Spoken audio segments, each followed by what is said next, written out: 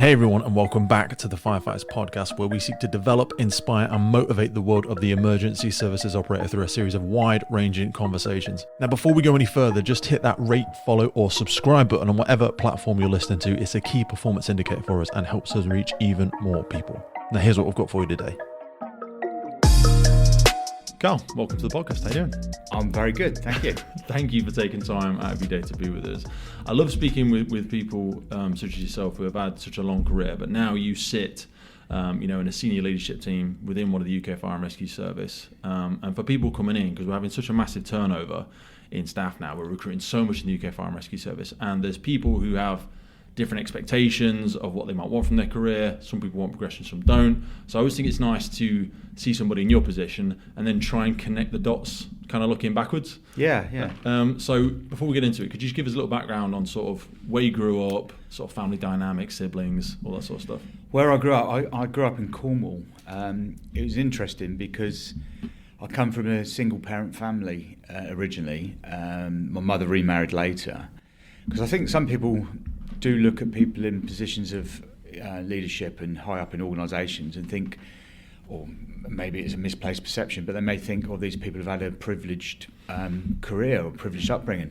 It didn't. My mother split from my father, and me and my brother ended up living or sleeping in a cupboard of a caravan, and my mother was sleeping on the sofa for 2 years of her parents' caravan. Jesus. It wasn't until a health worker come round and said, you can't have children sleeping in a cupboard, we actually got moved into social housing. So it was quite an interesting upbringing. We didn't have any money. Everything we had was second hand.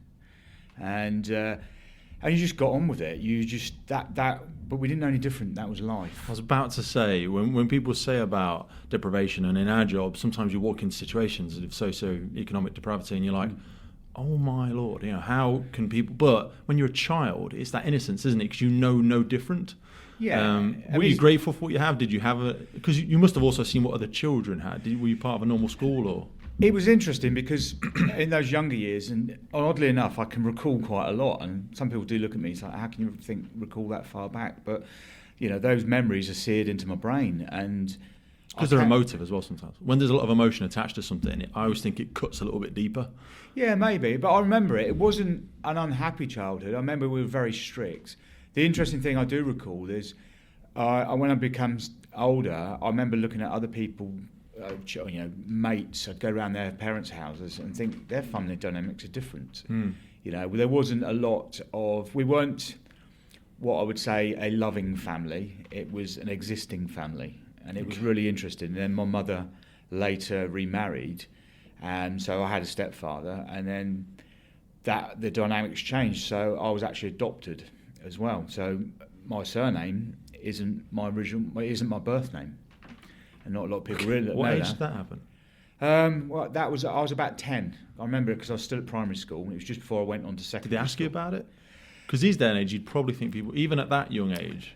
No, they did ask you about it, but it was almost you wouldn't challenge it because I remember a social worker coming round to the house and they sort of asked you, but at 10, do you really know? You just go with the flow, don't you? And it changed. It's interesting because it does change your identity somewhat. Obviously, it changed in terms of your name, but did you feel any different after it had changed? Well, my initial name's Brown, my surname, and this is the irony. Kids being kids, and it was back in the 70s, and that Boney M song was on in the charts, "Brown Girl in the Ring." So, I remember. Going back a long way, and a lot of the other children used to tease you at school with it. So in a way, when my name changed, there was no longer that link to. An avenue for being ridiculed. Kids are cruelly creative, though. They will find something. So it did sort of change my identity, probably for the better, without me realising. And then I never really thought anything about it after that, and you just got on with life. Did that change the dynamic of where you were living? Because I'm assuming you then was this person, kind of not like a hero concept, but my partner was single after some very violent relationships for like 17 years, and she's lovely, but she also developed a callousness, almost like out of a survival ability, like because your mum had to be dad had to be mom, had to be disciplinarian, affectionist, and then she didn't have to be all of those things anymore. She had somebody to support her, I suppose, maybe? Yeah, I don't think it was anything like that. I mean, to put it in context, when my stepfather came along, it wasn't a father, it was someone who happened to be married to my mother in the context. Now we're all adults, the relationship's different.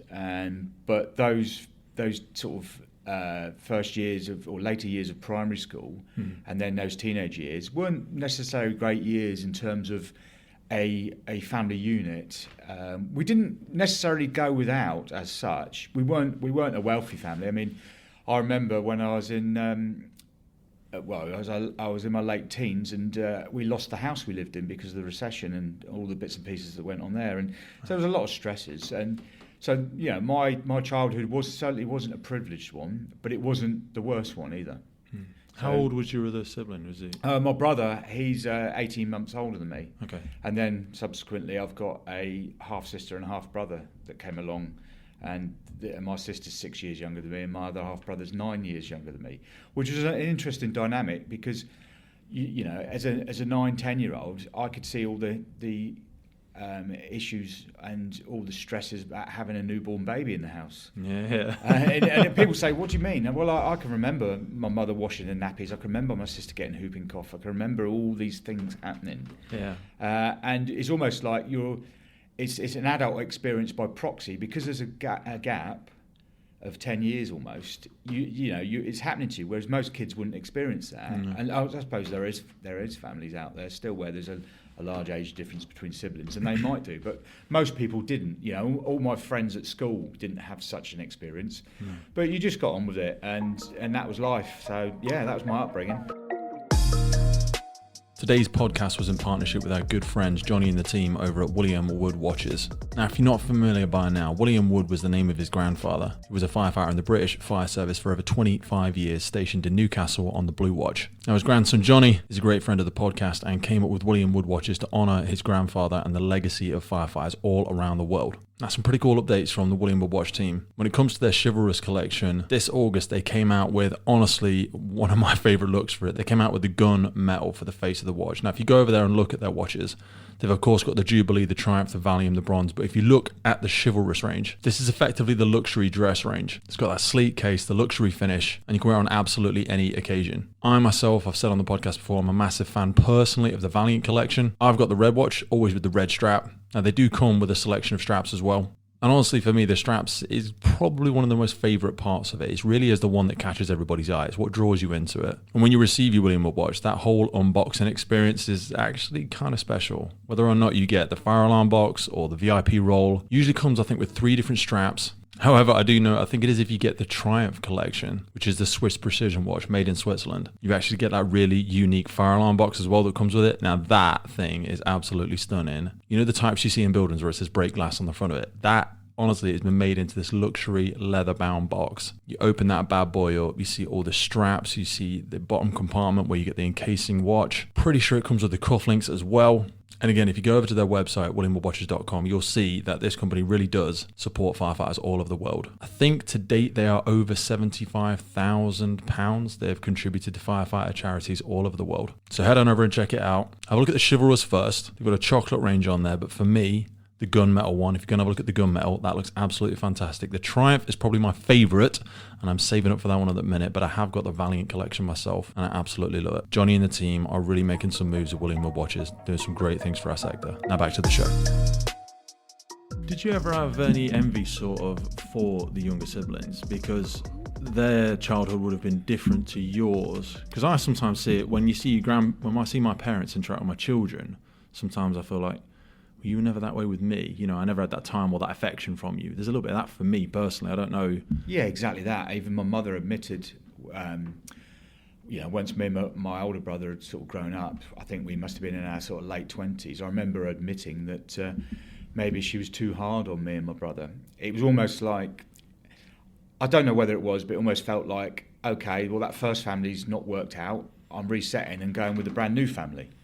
And so my younger brother and sister, that was the 2.4 kids, the nuclear family, as it were. Me and my brother were on the periphery.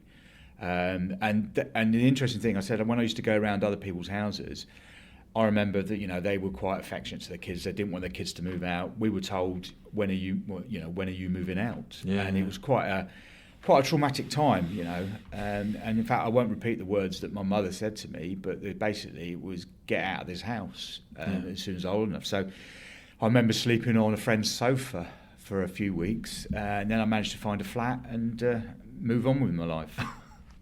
What did you do what was one of your first jobs? What did you do for work as a kid? I started off actually. I did a lot of part-time jobs when I was still in school. So I did a paper round, and I worked for a builder on holidays and on weekends. And I remember I used to get 50 pence an hour as a labourer, and it was. But you never thought anything. It was money. It was money. So all of my friends didn't have that.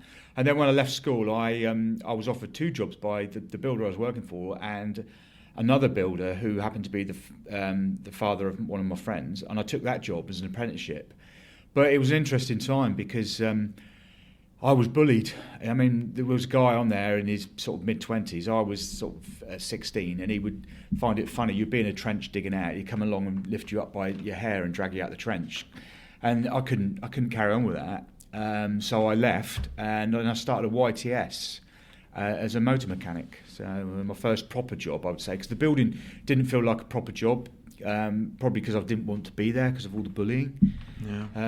So I became a motor mechanic. See, I kept doing those sorts of rubbish jobs for probably a bit too long. And in fairness, my whole man has run a building firm for 40 years, so I kind of had like a different angle on it where I could see that it was kind of a thing. But you're right, in those types of roles, and I worked in warehouses and say filling skips of rubbish and just horrible jobs, and it did do a lot of character building though, and this is something that I'd love to ask your opinion on, because we're in a state now, I almost call it mental fragility that we're in now, which is actually probably a little bit harsh, but we are definitely developing differently psychologically, for better in many ways, but also I fear it's kind of one of those things, you have to go through something to callous the mind a little bit, but almost you don't want anybody to go through the bad thing.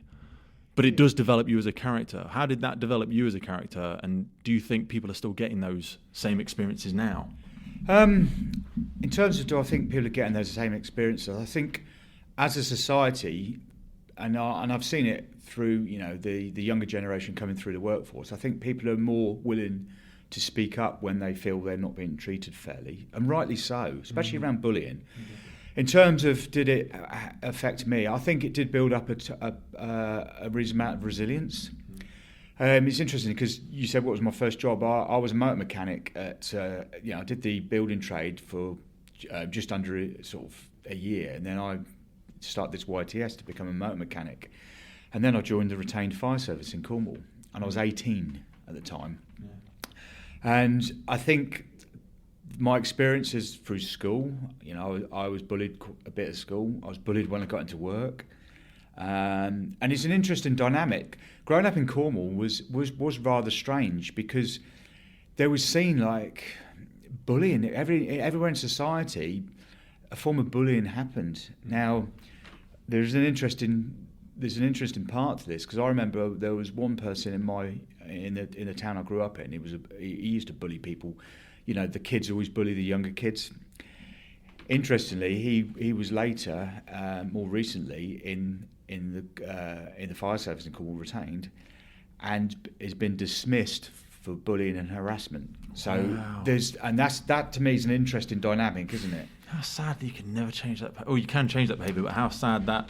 Because I suppose you will get rewarded when you get repeated. Some people can bully their way through life, and they kind of feel like they're rewarded for it, so they just keep continuing the behaviour until somebody really challenges them. Well, it's an interesting thing, isn't it? Because you've got to ask, why does that person do it?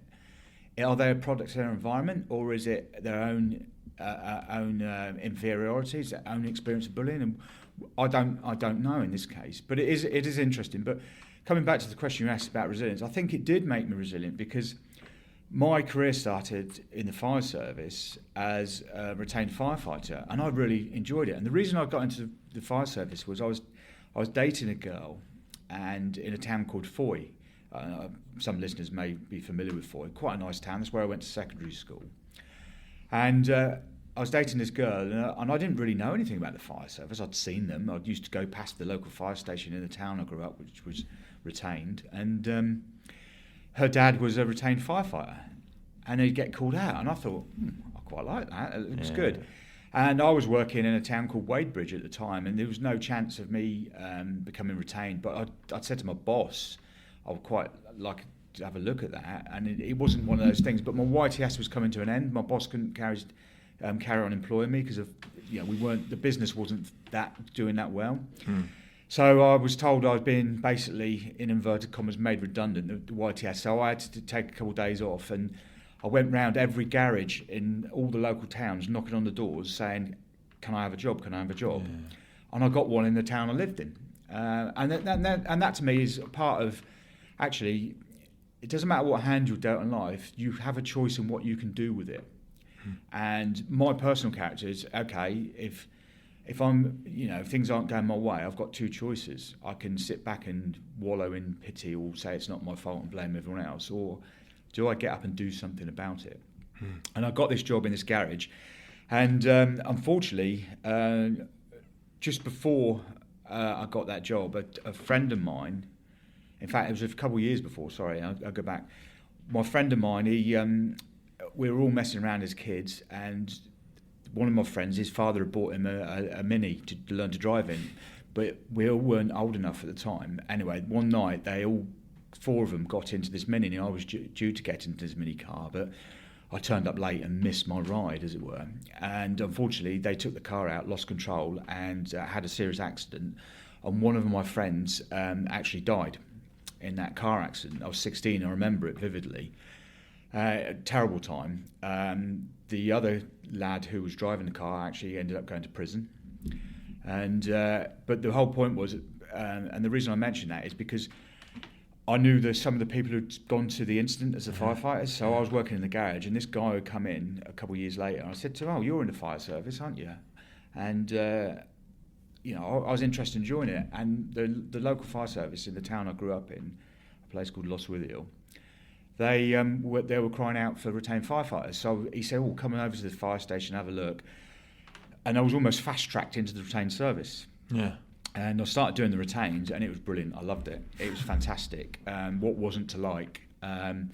We were going out quite a lot as a station. There was good camaraderie. It was doing something different. I was able to use the skills of my mechanical brain, to put my hands to use. I was going to say, because so few people get that now as well. Those functional skills, like almost perfectly. You worked on a building site, and then you worked in a mechanics. You've got those hand-eye, those tactile, those dexterous skills. Really would serve you well coming into a service where you're a problem solver with things. Yeah, it is an interesting one because the NFCC have just done a response to the white paper, and there is a question posed within the white paper around. Having a national standard of point of entry. And if we look at some of the other sectors like nursing and policing now, you've got to have a degree, essentially. Yeah. And that's great. We want our staff to be, we want the job to be recognised for the level of intelligence and the level of... It is a professional career, yeah. You don't want to get elitist by asking for a degree. No, and the issue for me is, and it's a genuine issue, is we still need people who can connect their hands to the brains, yes. And vice versa. With the greatest respect to people that have degrees. It is still a physical job. 100%, yeah. And you've got to be able to be dexterous and be able to apply those physical skills. So... Today's episode is supported by our good friends over at Duty Crew Coffee. Now, as you're probably aware, coffee is the most popular drink worldwide, with over 2.25 billion cups of coffee consumed every single day, and over 70 million of those in the UK alone. Most of this is consumed in our crew rooms, our watch offices, and by our emergency services frontline staff. So when you're getting together around the mess table, don't be drinking no nasty-ass cheap coffee. Nobody likes that guy that brings the cheap stuff. So if you head on over to dutycrew.co.uk or click the link in the podcast below, you'll be able to jump on over and see the Duty Crew coffee products. They come in 227 gram oversized high quality recyclable stand-up pouches, and they are individually wrapped 10 gram coffee bags. They're quick, mess free, convenient. They have a one-way degassing valve, which is an absolute must for storage of freshly roasted coffee. You can get the 20-pack response bag. They've got the HQ, they've got the no duff, they've got the Unity, the decaf, and of course all of their products are Rainforest Alliance certified, Fair Trade Foundation, and most importantly, they taste freaking epic. I started drinking Duty Crew about 2 months ago, and then when I fell in love with it, I got got in contact with them and they came on board with the podcast. So jump on over to Duty Crew Coffee if you want some of the good stuff. Now back to the podcast. And we've got a lot of kinesthetic learners in the fire service as well. They're not always academics, bookworm, not saying that everyone needs to, but you know what I mean? It attracts a different person. Of course it does. And it's interesting because if we look across the sector, and I asked the question a couple of years ago, why do we appear to have a lot more people who've, from what I can see, a high degree of people with dyslexia? And the answer come back to me when I asked some of our HR professionals and others. They said, well, think about the job. It's a job where you apply in dexterous skills. And actually, for those people who struggle because of issues such as dyslexia and other other conditions that make learning a little bit more difficult at times, they will go. It benefits the fact that in the fire service, all you have to do is pass the point of entry selection tests, which aren't necessarily easy, but it's a career where you don't have to apply your academic knowledge or do that academia all the time. So it does appeal to people in that respect. And yes, we want future leaders, but we still want firefighters as well. And it allows people, like you say, from that learning style to feel a sense of success, because they may have struggled relentlessly through their entire schooling career. And it's the old phrase of, if you judge a fish by its ability to climb a tree, it'll always feel stupid. Yeah, exactly. Whereas if you put a fish in water and they go, oh, wait a minute, I can be rewarded for this. Yeah, you're right, I can actually do this sort of stuff. But you keep putting a paper or a screen in front of me and I struggle. Yeah, absolutely. And I think that's the key. I mean, I think that's one of the benefits of firefighting.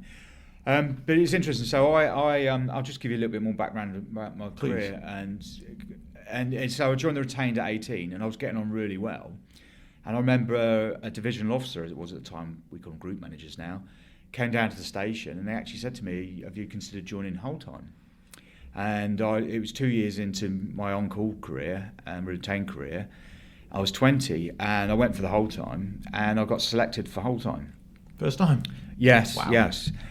And at the time with Cornwall, we used to go away to Devon. And so I remember going to training school at Plimpton.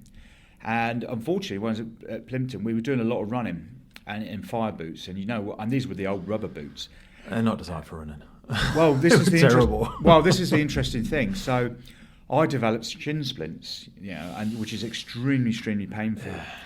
And I was on this recruits course, and I couldn't run. And I ended up getting put on the sick, as it were, and then taken up to Derriford Hospital to have a look at what was wrong. And there was a physio out there, and she said, "Oh, the problem is you've got fallen arches. All you need is arch supports in your boots, and you'll be fine." I thought, resolved. Great.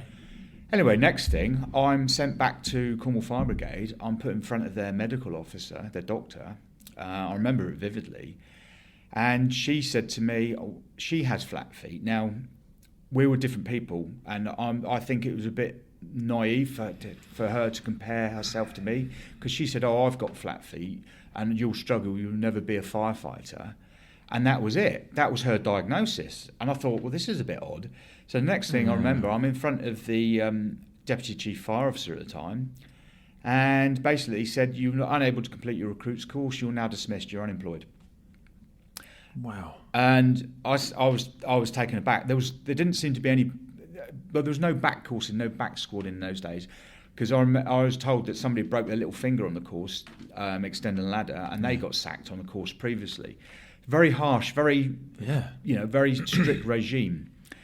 And I remember sitting there and thinking, oh God, what do I do now? I've got no job. So I'm still sat there in uniform. So I did what I did before. I drove to places like, my brother worked in a garage in a place called Bodmin. I went to see them, had a chat with them, and managed to get a job offer.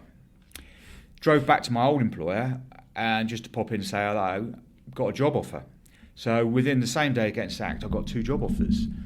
And I thought, okay, well, and I still had my desires to be a firefighter. So I thought, well, what was the best for me? So I went back to my old employer. It upset the first employer who'd offered me a job, which I did apologise. Was there no way to challenge that decision then? No. There was no appeals process? No, nothing. You said, the letter said, you unable to complete your recruits course, therefore you've got no employment rights at that time, you've got nothing, you are sacked. Wow. You're dismissed. And it was interesting, so I went back to speak to my colleagues at the retained fire station, and the guy I had spoken to who originally sort of got me in a brilliant guy. He was a sub-officer at the time, a guy called Peter Ashwin. Unfortunately, he's no longer with us. Real salt of the earth, give you the shirt off his back type of character. Very brilliant bloke. Interestingly, academically, not very, what we would consider not very skilled. Yeah. Practically amazing. And he was one of those guys who I'd say had intelligence, but it was more of a kinetic intelligence rather than an academic intelligence. Really good guy. They can see the way the world works, and they can see solutions to things. Yeah, absolutely. And he actually, they had a visit from the DEP, and he turned round and said to the DEP, how much authority, how much clout have you got? And the DEP said, as much as I want. And he was there with the station, and they said, we want this guy back at our station. And to be fair, that put the wheels in motion, and I managed to get back into the retained, which was interesting because I've got the brigade doctor saying I'll never make a firefighter. Hypocrisy is the best. Well, yeah, and interesting. And to be fair, I remember some of the whole-time staff actually kicking off a little bit about this at Bowden Station. A guy called Bob Hoare, I remember him. I mean, he's long retired now. I don't know if he's still with us, but he was a good guy as well. And he actually said, well, there's a bit of hypocrisy here because firefighting's firefighting. But it worked in my favour that I got my retained job back, and I had to go and do all the tests and everything. I passed them all, which was bizarre. Anyway, I carried on retained for a while. And I remember even my grandparents saying I'd give up on this dream of being a full-time firefighter. I'll just give up on it if I was you. It's not for you. And I remember people saying, I remember one guy in the town said, well, water finds its own level. In other words, you're not good enough. And I carried on doing the retained for a few years, and I'd saved up enough money in the meantime. And I remember myself and the girlfriend at the time did a trip to America, and we did it on a tight budget and everything, but we had this little driving trip around America, and I did a lot of contemplating. And I made up my mind that, no, it's what I want to do. And so when I come back, I spoke to another guy. He was a retired chief officer now. He was the ADO who supervised the station, a guy called Brian Tregunna, fantastic bloke. And he gave me the list, and this is the day before computers. He gave me the directory of all the fire services in the country. Nice. So I started phoning them all up, finding out who was recruiting. And there was quite a few. So I started applying to these brigades, and I went around. I applied to Royal Berkshire, I remember. There was Lancashire, Cambridgeshire, Hereford and Worcester, Dorset, and I started going through their processes. And I was honest with them. I told them my history about it, and they didn't seem that bothered. And the interesting thing, I'd gone through a lot of these processes, and Cambridgeshire was one of the last. But then I got a job offer first from them. And the irony was just filling out forms, but obviously it was no internet, no anything. No, you had to fill in a form, you had to phone them up, and it was all done by post. How many people do that these days? Some people can't be asked to go on the internet. I know, it's really, and this is my point. If you want something, you have a choice. Yeah. You can do something about it. It's never been so accessible as it is now. And this is my, this is why I get a little bit frustrated when I see people who I feel want to be spoon-fed, because this, if you want something, you have to motivate yourself. And anyway, I got this job offer from Cambridgeshire, and then about 6 weeks later, a job offer arrived from Dorset, subject to medical, and it was interesting. I thought, well, a bird in the hand and all that, so I carried on with Cambridgeshire, and they knew all about my medical history. The irony was, I'd also applied for Cornwall again the whole time, passed all their tests, but they wrote back to me saying, no, you're not deemed fit enough to ever be a firefighter. Anyway, long story short, I moved up to Cambridgeshire and started there. I was a little bit nervous because I was first time living away from my home in terms of my hometown. And that in itself is a big commitment. A lot of people don't do that. They wouldn't do that these days. Yeah, I was 25 at the time, but it was all my network had disappeared. And I was like, okay.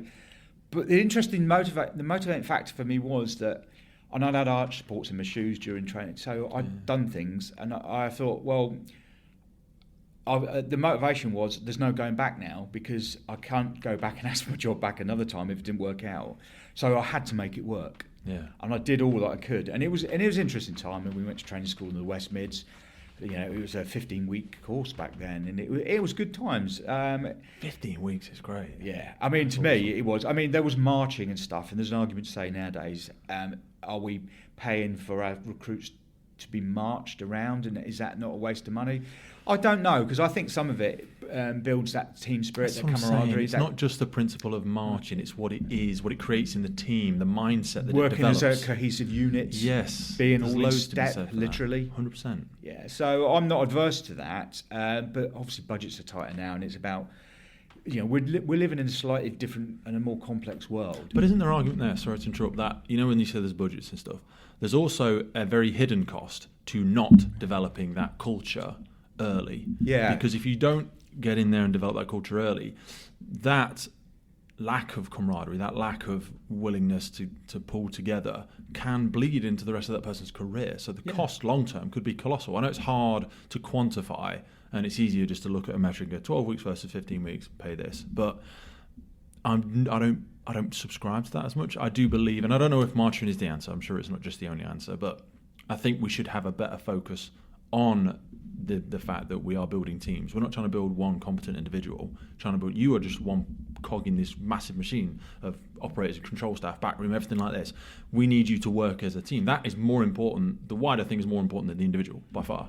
Yeah, and for me, I think there's a little bit of pride in it, self-pride. But 100%. I mean, it's a difficult situation, and I don't think now's the time to delve into the complexities about why and why we don't do that anymore.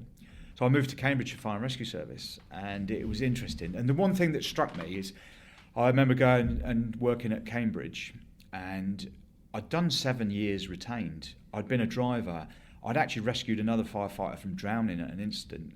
I'd done CPR. I'd rescued people from burning buildings. You rescued another firefighter drowning? Yeah, we were on incidents with floods, and me and this other firefighter were tasked to go and check this property to make sure nobody was trapped in it. And this was quite a remote property.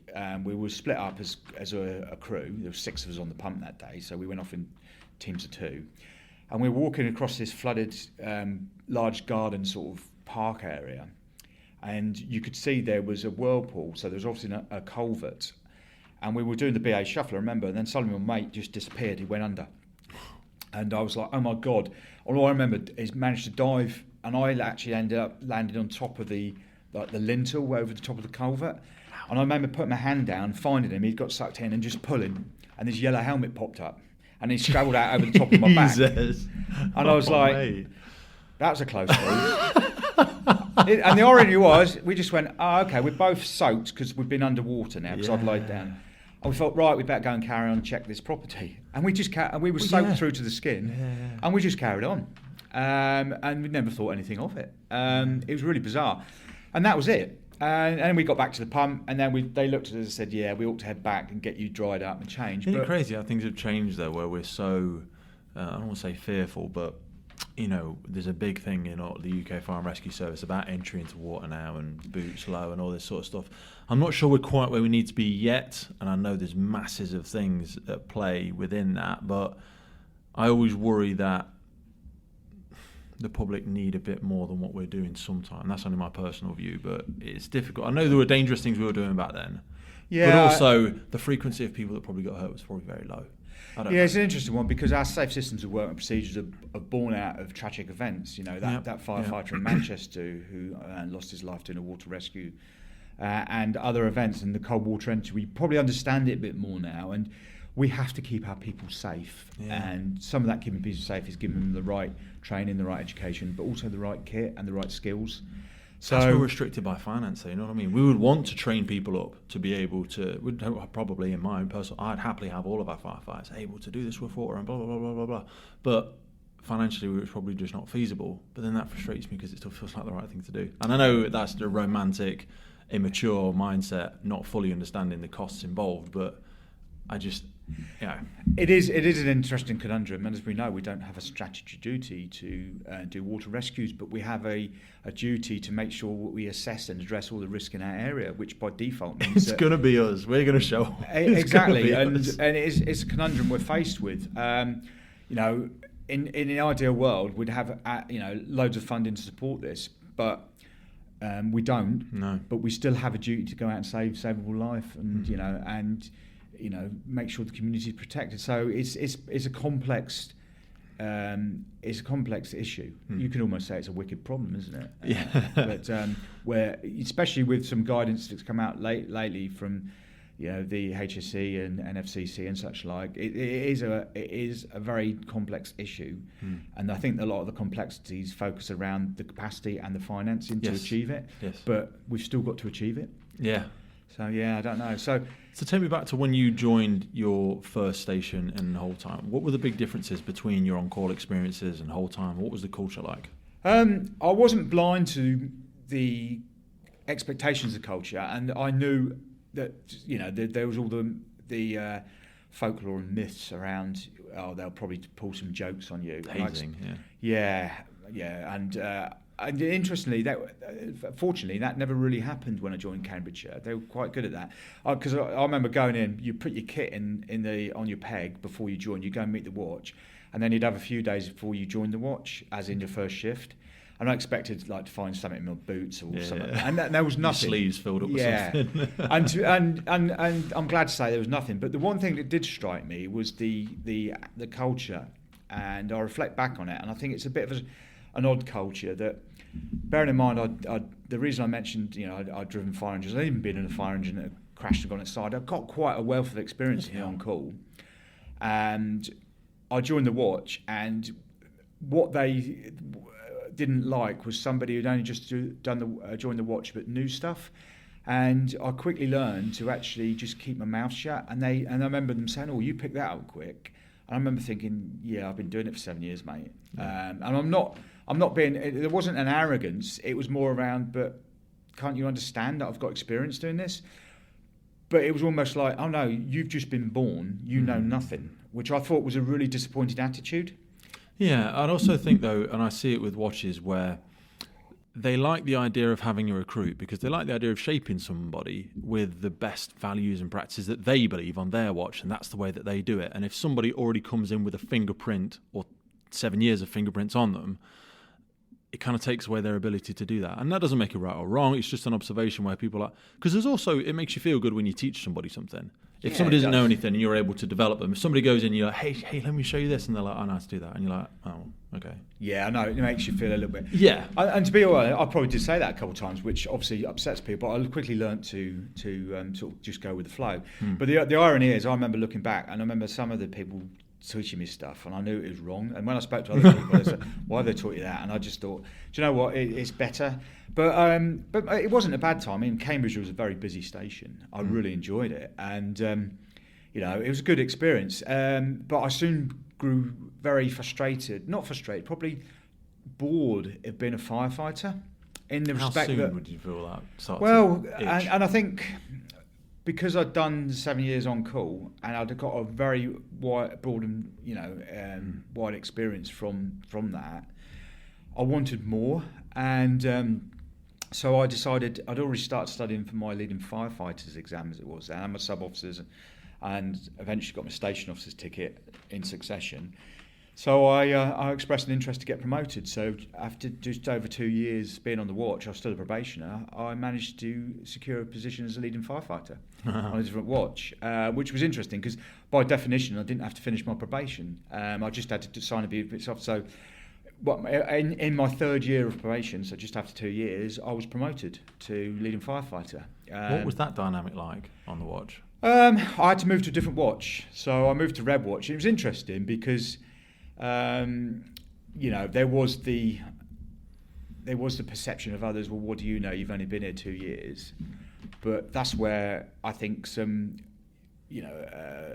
prior learning and knowledge was to my advantage but I think it was other people's naivety. But it was interesting because there was another leading firefighter on the watch who'd been there a while, and they saw it as competition, and there was a little bit of friction. And interestingly, another person I went training school with me joined the watch probably about 6 months later as a leading firefighter. So they'd done similar to what I'd done, and that person is now a chief fire officer in another brigade. And there was a dynamic there, wasn't the existing leading firefighter, because we had 3 leading firefighters, a sub officer and a station officer on the watch.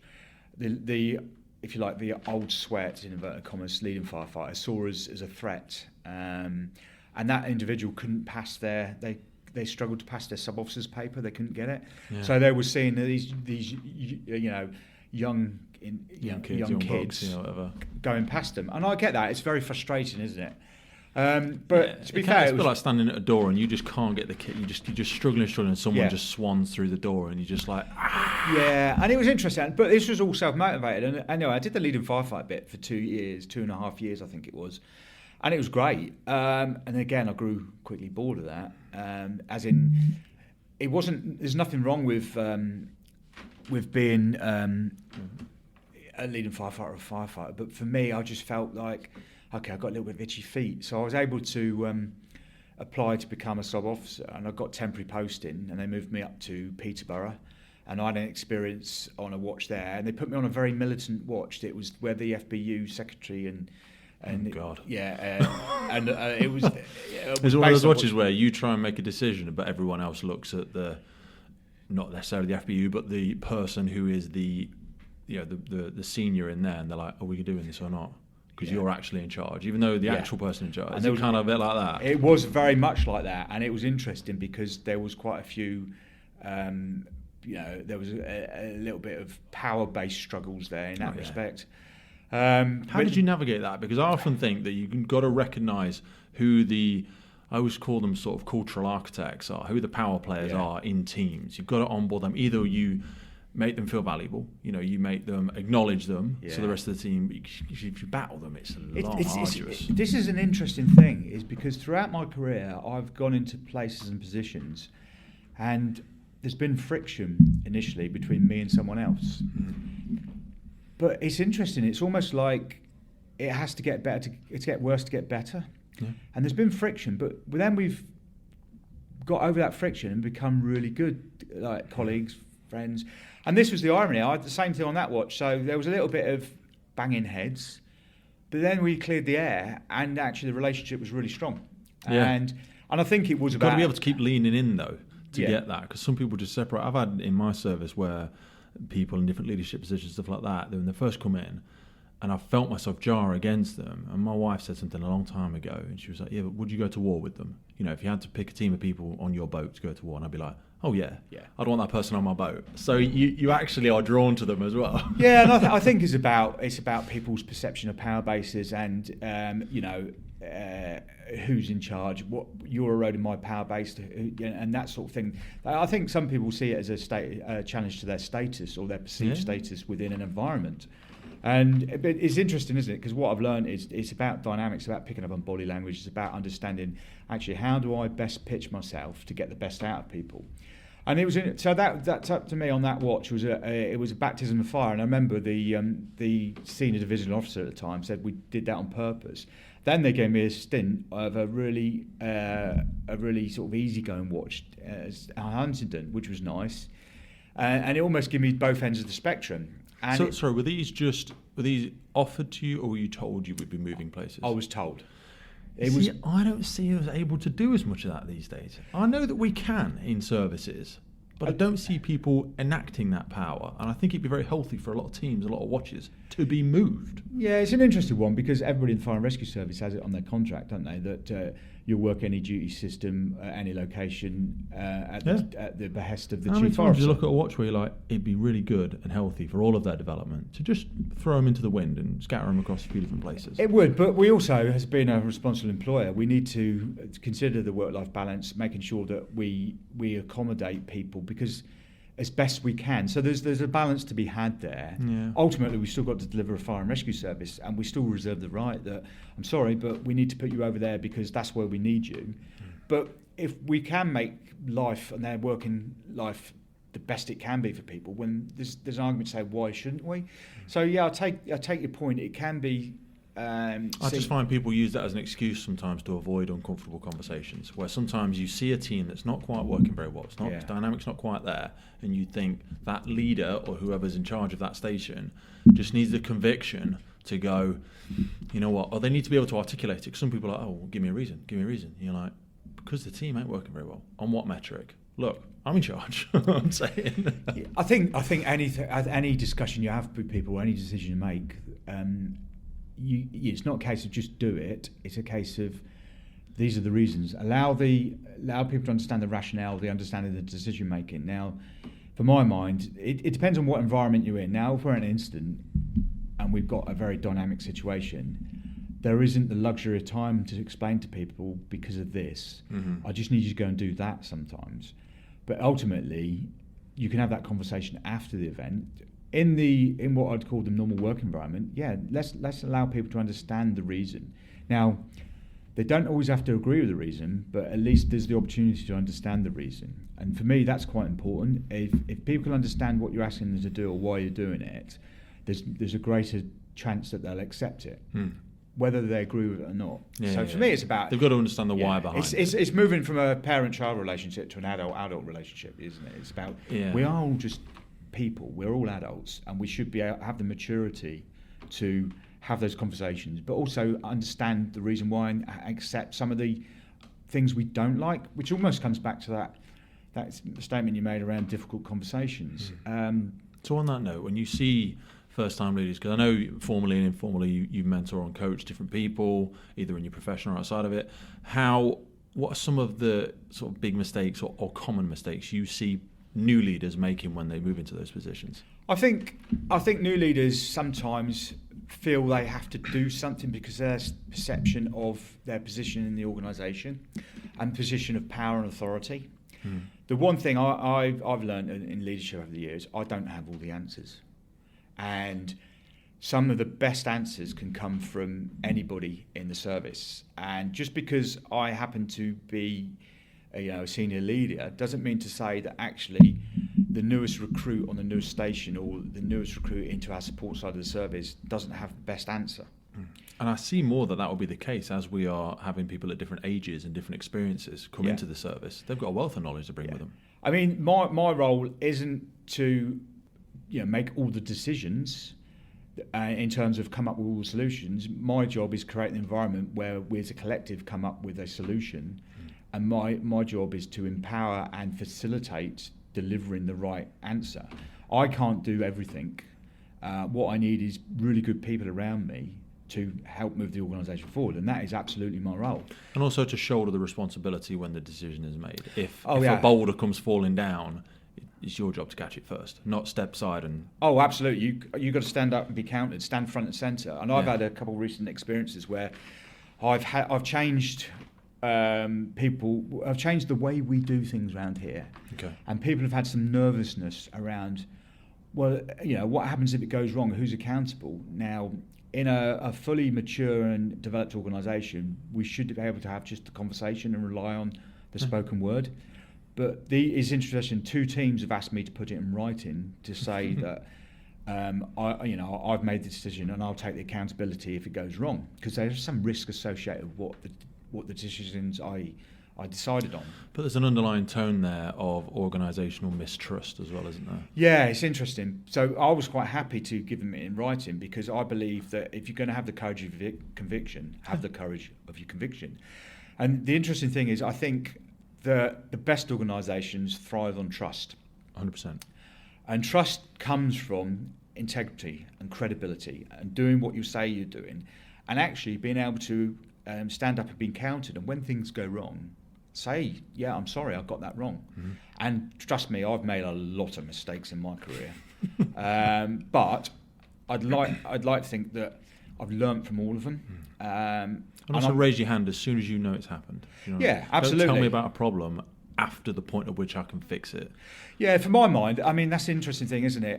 I learned in my career that if you go into your line manager with a problem, provide a solution. It might not be the right solution, but provide a solution as well, because it also allows that line manager, that leader, to think, well, actually, this person's thought about the problem and they've got a solution. And a lot of what I find in my role now isn't about coming up with all the solutions, because I can't possibly know everything about the organisation. It's, look at the number of people in my directorate I'm responsible for. I can't know the intricacies of their job. I trust them to know their job and do it well. And what they're looking for me was, look, we've got this problem. It doesn't fit anything we've got existing, or we're not sure about it. Can I enact this solution because it achieves the right outcome? And a lot of the time I'll go, yeah, although I might stand back and go, oh, have you thought about this? What about the impact over here? What about the risk? Let's address those, and we go for it. But the good thing about people bringing solutions to problems, think about how empowering it is for individual, how that people are allowed to feel valued. And for me, that's the key thing. And I've said to a number of people in the organisation is, I won't take the monkey off your back, but I will help to get the monkey off your back, because that's my job. I can't be responsible for everything you need to do, because for me that's the spoon feeding culture, which is not what I want. I want a very mature. And you'll never develop that self-belief if I keep doing that as well. Absolutely. And if you give people a problem to solve and they solve it, and sometimes it's through trial and error. Once they come out the other side, they'll know how to apply that learning to future problems of a similar nature. I mean, I've had a recent experience where I've used a template to do something I've always done. I've always had success in that, and using the template in my mind. I won't go into the details of what it is, because some of it is confidential, but on this occasion it didn't go exactly right. And my reflection on it is, okay, the system I've used wasn't necessarily right for a couple of individuals. It was right for 7 or 8 others. So I thought to myself, well, what can I do different to make it better? And that's the key thing, isn't it? If what I'm doing isn't working, what do I do to make sure it works? And it's situational leadership. Over there it worked fine, over here it's not. So I need to apply a different method, a different way of achieving it. Sometimes you're not going to know that until you start with it, and that's where sometimes frictions can occur. Yeah. But the key thing is to pick up on those nuances around, I can read this is not going well, I need to change direction here slightly, or change tack, and make sure that I'm getting the best out of people. And that is very much what I feel my role is now. And it is certainly interesting that how we as an organisation develop and how people develop. That gives me sort of a great jumping off point in terms of that neurodiversity or mental diversity. And I wanted to ask you around, because when I was listening to you talk about some of the challenges you'd faced in promotion and different watches and power dynamics, I was recently at Women in the Fire Service, and in fact, I know I saw you there, and I cast my mind to how people who already feel like or in many cases they are starting from a deficit in terms of self-belief, in terms of feeling included or feeling welcomed, how they would go about handling those situations. Do you think, we've been pushing 3 decades plus, probably trying to battle to create a more diverse and inclusive workforce. Do you think we're quite there yet? Are we doing enough? Do we need to do anything differently? No, we're not where we need to be with an inclusive workforce, for sure. It's an interesting conundrum as well. I've got a colleague who's a chief constable, and she's an amazing woman. She was really helpful to me. But I posed a conundrum about something I'm quite passionate about, and that's improving the number of women we've got in the fire and rescue service. And that's why you saw me down at the Women in the Fire Service annual conference there. But she pointed something out to me. She said, "You have to," and being a woman, this is quite empowering. What she said, and I've heard other women leaders in the fire service, or have been reported that other women leaders in the fire service have said similar things. And she said, "You also have to understand that we've got 50% of the population typically are women, but it's still not going to appeal to everyone. So should we set our targets at 50% of the workforce, or should we be satisfied with a better target or better representation than what we've got, but it won't ever be 50%? And I did think about that, and it is interesting because in my previous service, and even in this service, I'm talking to a lot of women, trying to encourage them to think about joining the firefighting side of the organisation. And there's still a lot of go, it's not for me. Now, is that because there's a perception it's still a very physical job, and you have to have big muscles and be the macho firefighter, or is it actually it just doesn't appeal?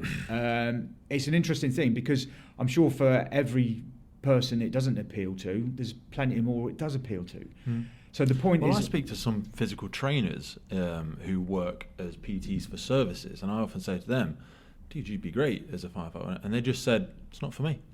Yeah. And that's a fit and healthy guy. Yeah, absolutely. So, yeah, it's not. And that is the interesting thing, isn't it?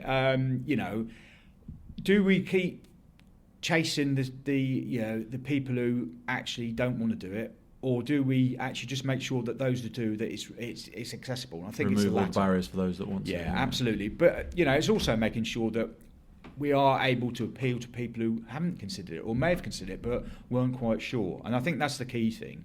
There's a lot of factors, and it's a very complex conundrum that we're faced with. Because if it's easy to fix, we would have fixed it by now, wouldn't we? Mm-hmm. As a UK Fire and Rescue It's not as though we haven't put enough resource and time and thought into it. Yeah, and it's interesting, isn't it? Because I think I did see a comment around a response to government by the NFCC again that was said, or one of the brigades, it could have been one of the fire services, that said, we've been struggling with this issue around a more representative workforce for quite a long time, like 10 years or more.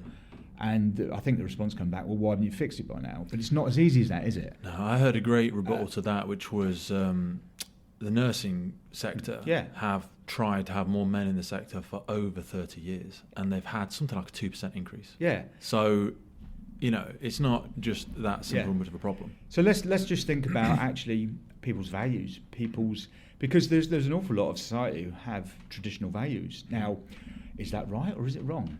Who's to say? But there's the values. Society has changed. We've moved on, and we are more equal. We are more, as in terms of allowing people to do the job. Because I remember years ago, you go onto the stations and. Well, I remember that it wasn't that long ago. Actually, women weren't even allowed to apply to be firefighters, and the same in the military and such like. Yeah. And it is an intriguing situation. I don't have all the answers, but what I do have is the passion to make sure that we can do more to encourage more women to join, and that's something I want to carry on with. Certainly feels like we are moving in the right direction. It may feel very slow to people, but I also say that because, again, as we referenced earlier in our conversation, we're doing so much recruitment now. I feel like the fruits of the labour of the last 10 years can be sown now, if that makes sense. Like, we could have tried really hard for a long, long time, but we weren't doing masses of recruitment during that period, whereas now we are doing masses. So don't stop now. Lean in more, or lean in just as much, because I feel like we're going to see that. And I know in the service I work for, and I think it's the same in yours, it's that we are seeing a lot more come through, I think, and that's just that's a finger in the air. I don't have any statistics to prove that. But. No, we are seeing a lot more women apply to point of entry. We've still got some issues around people getting through the point of entry tests. And the interesting thing, I was doing a piece of work around fitness levels, and we have our levels of our standards to make the grade, as it were, to join the fire service. And it's interesting because biology plays a part here. 100%. And women on average have to be fitter comparably to reach the same standard. Yes. And I've seen some statistics around once women get to a later stage of life, like the 40s and 50s, the way their fitness level translate is they've got to do even more effort. Now it's interesting because this is what I was speaking to the Deputy Chief Constable of a police service about. Because it's something she's looking into, and it's something I'm very keen. And they've got the same problem, and especially with their firearms officers who have to reach the same standard as us. So it's something. Do they have annual tests still? Do you know what their fitness tests regime are? They have I can't speak for the police. Because they used to have entry tests, and that was it. Well, we did as a fire service. We didn't do. But there's this police force. It's the Ministry of Defence, and all their officers are armed. So therefore, their officers need to reach a fitness test, because part of being a firearms officer, you have to have a higher level of fitness than regular. So, but their fitness level is the same as firefighters. Okay. So they're looking at the same issues, and that's something that I'm trying to do some work on to understand what can we do as a service, as a sector, to support that and ensure that actually people are still fit and able to carry out the job. I mean, how old are you now? Me, I'm 50. So you're 50. You still seem to do something to keep yourself in shape. What habits have you utilised? Because with the greatest respect, sometimes the further back people come from the quote-unquote front line of operational services, that can fall by the wayside. It doesn't appear to have with you, and that's not me blowing smoke up you, but, why have you done that? Does it matter? Does it necessary? Why do some people don't? I don't know. I do wonder how much genetics play a part as well, because my job is sedentary. I sit at a desk all day. And until recently, I was still commuting in from another county, and it was an hour and a half each way. So I was having 8-9 hours at a desk, plus 3 hours commute, sat down. And for me, fitness is level. Now, I try and use the gym, our facilities in service, 3 times a week. The last 3 weeks, I've got there once in the last 3 weeks because of pressures from work. Yeah. So I sort of regulate what I eat. It's interesting because you look at some of my colleagues, and they've got a similar job, and they're very lean and fit, and they don't do that much exercise. And I think there is a degree of genetics around it, I believe. But it's about actually just keeping an eye on what you eat, what you do. And trust me, I like a drink. I like my beer. And it's very difficult to balance. So what do? I basically just try and keep an eye on it. And I've just taken up, I've moved into the area, and I'm fortunate that I live in a lovely area now, and I'm able to do a cycling route that's 20 miles, and I'm pushing myself every weekend, apart from when I'm on duty, because I can't cycle 20 miles away from where I am, and to do that circuit once a week and get faster. So a little bit more cardiovascular around that. So that's got to be so good for things like mindset as well. You know, we've had, again, a real focus for my limited career. You know, I've been in 15, 16 years now, but certainly in the last 9 years, we've seen a lot more focus given to mental well-being and how we support all of our staff, frontline, backroom, all that sort of stuff. How have you seen it develop? How have you managed it yourself? And do you think we do enough? Mental health and well-being is definitely being better supported. I think rightly so. I've had my own struggles. What people won't know is, and it's interesting, we talked about a diverse workforce, but not all diversity is visible. Now, I have a chronic health condition, and that chronic health condition actually means, under the Equalities Act, I have a disability. And this is what people don't realise. And this disability I have, and it links to my fitness as well, because part of my fitness regime is protecting my body. And my disability means I'm in constant pain. I have to take a lot of drugs. I have to inject myself once a week with an injection. And I mean, I literally am in constant pain. And it's those levels of pain that vary. Sitting here right now, my back is killing me. And it affects... And part of my condition, it is known that it also gives you fatigue. And having that much cortisol and pain in your body is stressful, and stress requires so much energy. Oh yeah, I mean I've had the old cortisone injections they give you, and they say you're only supposed to give you 3. I must have had about 15 in my knee.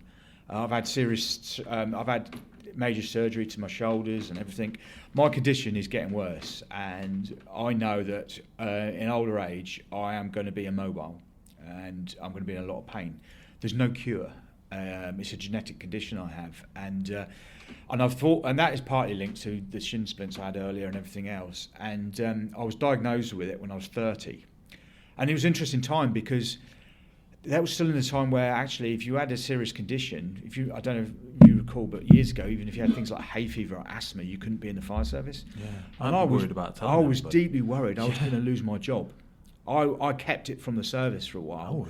And fortunately, there's things changed around disability, and I was able to come out and explain what I got. And it is interesting because every day is a painful day for me, and some days I'm in a lot of pain, and some days I'm in less pain. And I'm not saying it for a sympathy vote and everything else. It's a fact. I remember one officer once saying to me, senior officer, "Oh, you need to smile more," and I was in a bad day, and I remember thinking, the analogy, walk a mile in somebody else's shoes. Yeah. And the bit for me is you shouldn't judge people quickly. And you've got no idea what's going on. Exactly. And this comes back to mental health. I've had some really, really dark days in my mental health. Especially if someone said, like, at 30, this is only going to get worse. Yeah.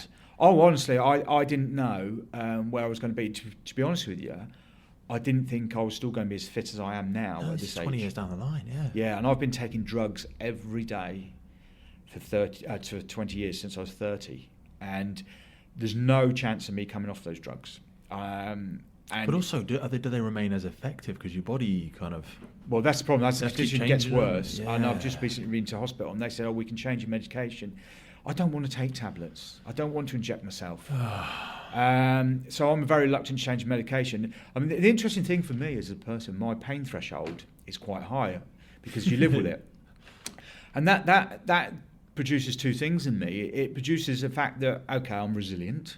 That I've learned. I'm resilient in terms of my own mental health and well-being to a point. But I'm also resilient. My career path hasn't been gifted. I've had some big setbacks. And people don't realise this. I've had several periods in my career where I genuinely thought I was going to lose my job, and that plays on your mind. And then I was frustrated for a long time as a station manager. I couldn't progress, and there was all sorts of different dynamics. And at a time when your mental health and well-being isn't great, you've got a long-term condition, and trust me, it's not a place I would want anybody else to be. So in terms of mental health, it's something we should be more appreciative of and make sure that we understand people. There is some people saying, well, new mental health is a new backache, and it's a difficult one. I mean, think of some of the things we've been to. I mean, I'm quite proud in my career. I think it's worth mentioning. I've actually done a live carry down at an incident. Wow. We got called out, and I'm really proud of that. That was one of the crowning moments in my career. But on the other end of the spectrum, I remember I've seen some horrific things, and they do play on your mind, and we forget this. How people get exposed to some horrific incidents, and I know people have gone off work with PTSD. And you think about it, it's not so. I remember ambulance staff saying to me, paramedics saying, we couldn't do your job because you have to pick up the pieces. And I was thinking, My I can do their job. Paramedic, and he said, and we think about what a paramedic does, and they do a fantastic job. But he says, in a weird way, he said, I'm kind of jealous because you guys go to a lot more trauma than we do. And I was like, what do you mean? It's a lot of what they go to is day-to-day, small, more minor issues, and they can spend hours and hours trying to book somebody in a hospital. Whereas when we do go, it's trauma. It's usually trauma straight away. We don't go to the achy bit and the this, the that. Yeah, we might go to assist people back into their bed and things like that, but we go to a lot more trauma than they do. Yeah, it's interesting, isn't it? Because the ambulance tell me, if they can treat, they take and treat. Whereas if it's a fatality, and I've gone to fatalities where, as a lot of our colleagues have, you're literally picking up body parts and can't tell how many people are there. I mean, it's horrendous. And I've actually been to, because of the roles I did as a fire investigator and a hazmat and a DIM officer, which some of the fantastic roles, got some really good experiences from that. But I've got some really horrific ones. I remember going to a murder scene. I've been to a couple murder scenes, and it's not a place you want to go. We got, because there was a fire connection there, so we went as murders, as fire investigators, and some of that stuff. And I've been to accidents, industrial accidents, which are some of the worst. And some of the things are horrific. And from an investigation perspective, some of the hardest to navigate, because some people are very worried about the ramifications of that when it's an industrial accident as well. Yeah, in terms, we didn't really investigate the industrial accidents. We went up there to deal with the fatality side of it. But when you look at the consequences of the accident, and these are people getting caught in machinery and dragged under machines and things collapsing on them, it's not very nice at all. But it all plays a part. I mean, I remember reading through the report. Remember that Hovis factory? Did you ever hear that one?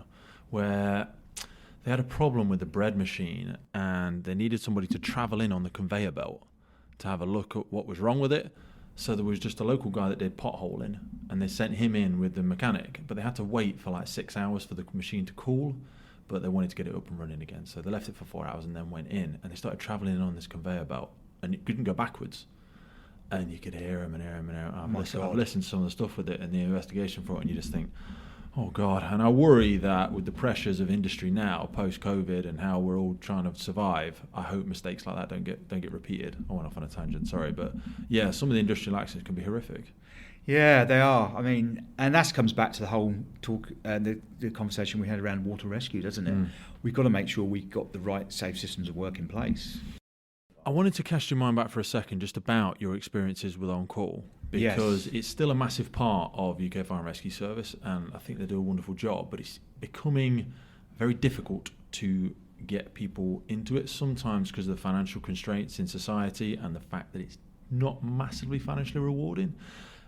Do you see it continuing to... I spoke to Roy Wilshire before, and he said that he'd like to see it continue, but he's not really sure. How do you see it continuing? Do you think it's essential? Do you think it's good? How do we get people to do it? It's an interesting duty system. I mean, I enjoyed my on-call experience. I did it for 10 years. I loved it. Oh, yeah, like me. You know. But it doesn't pay very much, and I have a lot of time away from my children. And then there's the competing demands. I mean, and part of the reason I decided to go for the whole time was also my employer. We'd slimmed down the workforce where I worked, and if I disappeared on a shout, 50% of his workshop staff went, and customers' cars Some are waiting. People just can't have that now. If you're working in the shop, I'm just going to run off whenever. No, you can't. And it's interesting because where I was on call in Cornwall, they had English China Clays were a big employer. And they were a fantastic employer because they used to basically provide most of the fire service in Cornwall. And they were good. And they'd let people go off all day and all night and they wouldn't worry about it. But as these industries have become leaner, and as they become, there's a need to, improve their profit margins because that's how they exist. They can't afford to let staff go. But I think there's another aspect to the on-call. In cultures, society's changed. I mean, I was the head of on-call in my previous service, and having done the role and then managed the on-call section of the service, I'm fully aware. And you think about it. I mean, I remember in my previous service that we used to have some on-call stations in the south of the county that were affluent towns, and a lot of these people would commute into London. Imagine this, you've been in London in a high-stress job all day long, to come home and then do a second job that doesn't pay anything, or relatively low. You're trying to recruit people who are on 80 grand a year. It doesn't appeal. What? And I think, you think back, when I was retained, it was... the phrase man and boy. You grew up in the village, you worked in the village, you lived in the village, you met your wife in a village, and so on. And those 40-year on-call people aren't necessarily there anymore because people move out of the villages. I think societies, now there's more opportunity for people. We do more stuff at weekends and evenings. There's more of a social environment. Travel's easier. Just had Rob Barber, the chief of Staffordshire, on, and he said that I think his average is like 4 years now, and he's saying he's not getting return on investment. The amount he's having to spend, because they've got 60%, I think, of their workforce is retained on call. Yeah, and it's the same where I used to work. Majority of the service was on call. And they're just not getting their money back. It sounds harsh, but there's a lot to onboard somebody. Yeah, I mean, it's interesting because I changed some of the duty systems where I used to work, and it stepped outside of the Grey Book scheme and condition. And I was fortunate at the time that I managed to get the union on board. The dynamics are slightly different now, and I can understand why. They're trying to protect workers' rights, and we're trying to, whether there's a whole conversation about are they in the right place, are we in the right place, which is probably a bit deep to get into today. It is, yeah. But in terms of the on-call, it's not a model that is working as best it can at the moment. No. Most of the UK Fire and Rescue Service is struggling. What the answer is, I genuinely don't know. I think it is disappointing that we don't see incentives being allowed from central government, if I'm honest, around the same incentives they have for the reserved armed forces. Yes. Tax breaks, yes. Or national insurance breaks for employers. Don't really recognise frontline workers in that kind of way as much. It really does bother me. A friend of mine, I travel to London with them regularly, and they have a rail card, and military get 50% off or something like that. Yeah.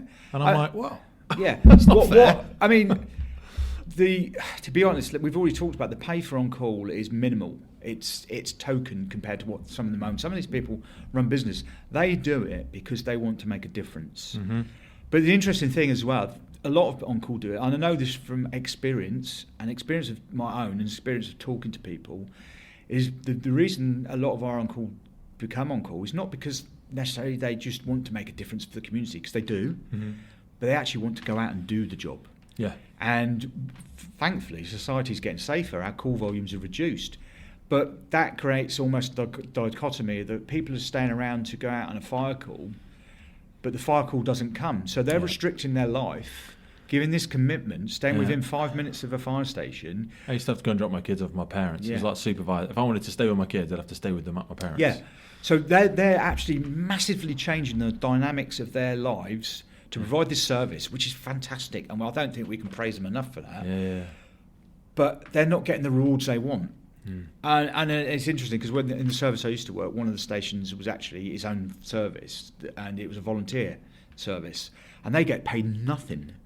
Their reward is going out on an appliance and doing what they do. It's still an attractive job in that respect. And when you can't do what you want to do or what you see as the role being, then you question, well, why am I doing this? And that's what we see. We see people voting with their feet and leaving. And I've had experiences. I remember one on-call individual we took on, and they lived just on the periphery of the 5 minutes, and they kept missing the pump. And they turned round to me and said, I've been in 6 months, I've not been on a shout. I'm sorry, I'm leaving. Yeah. I don't go out at weekends. I say to my girlfriends at the time, no, we can't go to the cinema in the next town. We can't do this, we can't do that. I'm curtailing my life for no reward. Yeah. And that's the interesting conundrum we find ourselves in. So what the model is going forwards, I don't know. I think there needs to be better incentives. I think there needs to be better. I think what you said about government, and then I'll push it all over government, it's not a slopey shoulder thing, but I think that is not a low-hanging fruit, and I think there would be some public support for that, because people want to find ways to support their emergency services, I think. Yeah. So I optimistically think if we had unions on board, that might be a more appealing option. Yeah, and it's an interesting conundrum, because I had a lot of interactions with the Fire Brigades Union and the Fire and Rescue Service Association, the FRSA, in my previous role. And I did actually pose the question about, okay, what can you do to help us?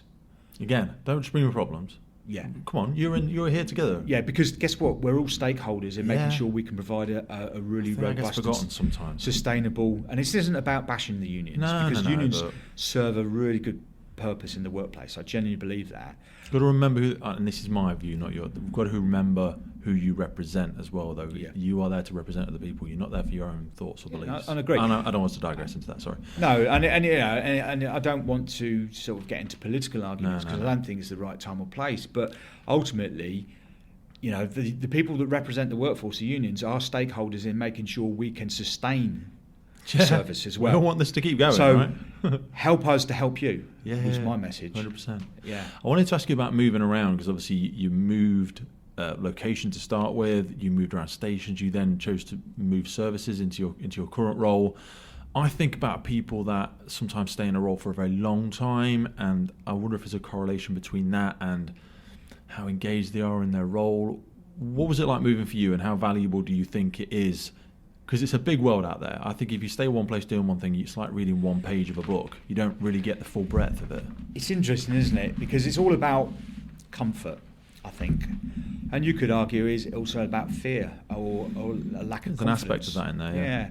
I mean, we've already spoke about when I bit the bullet and decided to move counties, and I was scared. I'll be honest, I was really, really worried. I didn't know where I was going to live. I didn't know anything really. I just decided to jump in and sink or swim, and it turned out. But it reminded me of being, I've been in the service when I first started in the whole time, and the first watch move you do is the most scariest watch move. Once you've done it, you'll go, wow, why didn't I do that first? It's almost feel the fear and do it anyway. Yeah. I'll tell you what I liken to. I remember doing with the school, we did an outdoor adventure thing, and I remember going abseiling, and I remember leaning back on this cliff edge, and the instructor, I said, no, keep the rope tight. He said, no, that's not what we do. And I was stuck there, and I was thinking, oh my God, what do I do? And I abseiled down the side of this cliff. Yeah. And I did it. I was scared. I was really, really scared to do it. Yeah. But once I'd done it, I ran back to the top and wanted to have another go. Yeah. And I liken it to like anything. Once you've done it once and realise actually it isn't that scary, then it doesn't. Doing it again isn't a problem. Yeah. And I get that. So there are people who want to serve their whole career on one watch, but I would say, does that really benefit you? Yeah, it keeps you in a comfort zone. And it might be great for you as an individual. I don't know, because it's not me. I think it limits you as a professional, because every time I go to a new team, I don't forget everything from the old team. No. I learn all these new... Because you've spoken to me about experiences today that I have not experienced. Yeah. And I would not, if we worked together, I would benefit from them, because I'd have your perspectives as part of my dynamic, of the way I think. You don't get that if you stay with the same place all the time. No, it's interesting, isn't it? Because how often do we learn from others' stories, others' experience? And some of that learning you have to take a pinch of salt. But it makes me, when I go to an incident, I think, well, I know a colleague told me about this, so I'm looking out for that now. And for me, actually, I want our people to have the broadest and most range of experience and the open-mindedness. And I would argue staying on one watch for your whole career is not going to give you that. No. I think the best thing people do is move around, and it's interesting. That's why we also move our apprentices. I think that's so valuable, the round robin system. Yeah, the round robin system, because it gives you an understanding of what the bigger picture's like. And the interesting thing for me is, I know throughout my career, I've mentored and coached a lot of people, and I remember people coming to me and saying, "Oh, can you help me?" And I said, "Well, the first thing I do is say, come out off your watch and go into a support role." And the amount of people who've come off the watch and gone, "Oh my God, I didn't realise first how hard people in support roles work." Gotcha. I know an individual who's, he works for this service who I know very well. I remember them coming off the watch and saying to me, "Oh my God, I can't believe how hard the support side of the service works." Because I think there's a perception that, we all sit at headquarters or whatever building it is, listening to whale music and sitting on beanbags all day long. It isn't like that. It is the people around us, and this is the interesting thing for me. Let's not forget that the support side of the service, which majority of it is Green Book, they work tirelessly to do the best they can for this service. And without them, we wouldn't have a service. And so for me, it's about broadening your experiences. And actually, every experience can only provide some education. It's that old analogy, isn't it? Or adage, every day's a school day. Yeah. And I'm learning every day, and it is. I like it. I enjoy it. I love it. I admire our Green Book staff for the way that they connect their sense of reward as well, because, like you say, for frontline operators, they can see the tangible difference. They go somewhere, something bad's happening, they do something, they make it better. It would be harder for me, and I'm doing a role currently where I'm non-operational, and it's harder for me to see the difference between what I do sometimes and the output and the actual difference that it makes. But when I speak to Green Book staff, they've got a really tangible link, and they get that from interacting. That's why I think there's lots of value from frontline staff coming back and forth and working off station and interacting more and not having siloed working, because they make those connections with people in the back room, and they're tremendous people, because a lot of these people as well are really qualified and really well skilled in their own sector, like IT, accounts, HR, whatever it might be. They are the experts there, and you can benefit so much from developing relationships with them. Oh, absolutely. I mean, the bit that always jumps out to me is recently here, I remember there was a person who come off the watch and they were a bit nervous about it. And then when they realised they had to go back to the watch, they thought, "I don't want to." And they had, fortunately, they've secured promotion and now they're a station manager, and it's great because the experience for them was the same as what I've seen for so many people. Is actually, I don't want to go back to the watch because I realise we can make a difference in a different role. And it is interesting because I get a lot of satisfaction about, I'm only temporary in my role at the moment, and I'm hoping to secure the role full time, but either way, even going back to my old role, or old role as an area manager, I get great satisfaction from actually changing the service and driving the service forward from doing the work I do. In fact, it's interesting because I remember being a firefighter on the watch and listening to the people in fire protection going, "Well, we save lives in a different way." And being a firefighter on the watch, I was like, "Of course you do. Behave yourself." Yeah, but now I understand we absolutely do. Oh, yeah. They'll save far more lives through the preventative action than we will by the snatching somebody out of a building once in a 1,000 days. And it's not the glory as in going out in the trucks, and that is still quite a reward. It's quite quite thrilling, isn't it? It's quite, love it. To go out on blues and twos and do the job is brilliant. You're going out to make somebody's life better. Somebody's in trouble and we're going to help them. But equally, we do as much of that in the background. And for me, I come to work, and my colleagues do here in the senior management team. We work tirelessly trying to ensure that actually we're making the service better for the people in it and our communities. It does make. I do think sometimes that some people think we sit here as a Bond villain stroking a cat, trying to make their lives difficult. It couldn't be further from the truth. We are working tirelessly, trying to make their lives better with the limited resources we got, satisfying all the requirements of audits and inspections and political direction, budget cuts, and all that brings with it, to make sure that actually our firefighters and our people on the front line, our community educators, have got the best tools, the best equipment, the best conditions and the best facilities to go out and do the best they can for the community. And that's really important to me. You've referenced there a few times different individuals who you've benefited from in the past, and individuals that you've worked with and perhaps that you are helping guide in formal or informal ways. You see through fire standards and FCC and through a lot of the leadership development tools that are in the UK Fire and Rescue Service, this aspect we're looking more at again of mentoring and coaching and stuff like that. Could you give us a bit of a holistic view of what mentoring or coaching even is for people? Does it have to be a formal thing, and how you found it beneficial? What mentoring and coaching is, they're distinctly different. Mentoring is, this is how you do it this way, essentially. I'll give you an example. Putting up a ladder and being shown how to do it is in its purest sense, you say it's instruction, but that's actually mentoring, or have you do it this way, and this is the best way you get results. Whereas coaching is about, okay, what could you possibly do? Coaching is about getting the best out of people to think for themselves and think about solutions. Give them a little bit of support here and there. And I think, the purest coaches will never give you a solution. A lot of my experience through coaching is a mix of coaching and mentoring. People do run out of solutions sometimes. They do need a little bit of steer in a direction. I can remember somebody saying to me, who was coaching me, and it was the assistant chief at the time, he said, not the coaching me, I was talking about the assistant chief, and what would the assistant chief do? And I said, I don't know. And they kept asking the question. I said, look, I really don't know. Yeah. And that's where you need the bit of, the mentoring bits comes in. But in terms of coaching, does it have to be a formal? I think, no, absolutely not. I've been coached informally and indirectly, if you like, by people who a firefighter. Pete, you and I can have a conversation. And what you don't realise is some of those conversations we had is a form of coaching, because it's starting to get me thinking. It's starting to get me thinking about, okay, have I thought about this? What can I do? So coaching can be formal and it can be informal. And anybody, and again with mentoring, to be fair, it doesn't have to be formal, it can be informal. It can be anybody. It's learn from every experience. I do feel that in our service and in other services of work, there is almost a culture of, well, I need a formal course. That's the problem, yeah. People need it to be formal and almost guided, and it's that spoon-fed thing again. Yeah. We're like, that wouldn't work, because everybody is unique as well, so we can't sheep dip everybody with the same type of mentoring, because we can't have the irony of talking about diversity and all this and then I always say treat everybody fairly, but don't treat them the same. Exactly. Because they're not the same. We all learn in different ways.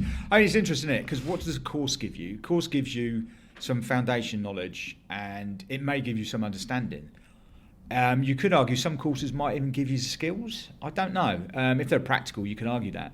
But you could read a book on brain surgery as a course, but I wouldn't let anybody loose on...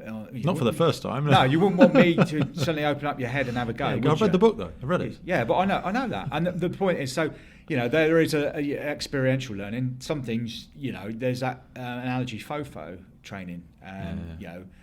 Go somewhere off and find out. And that's great. But I remember down at the Fire Service College when I was doing my hazmat course and the qualifications, and the guy down there was very good. He said, with hazmat, you can't do the FOFO training because chances are you'll kill yourself. And probably was something like that. Yeah, exactly. So some things need courses and some things don't. Again, your analogy of ladder climbing. Yeah. You don't want to just go up there and wing it. No. I'm going to give you some. Let's talk about it on the ground first. Yeah, exactly. And it's like anything. So in terms of coaching and mentoring, I think I've had some very good coaches over the years. I've had external coaches, I've had internal coaches. I think we do probably struggle with internal coaching because I think there is a little bit of within our nature, the way we've, product our environments, our default is, no, don't do it like that, do it like this. And that doesn't always work. And actually the best way to do it is let people develop their own method, especially when dealing with people. We're all different, aren't we? And the way I approach a problem will be different to the way you approach a problem. but we could both still get the same outcome. And it's all about the outcome. It's not necessarily the journey, it's the outcome.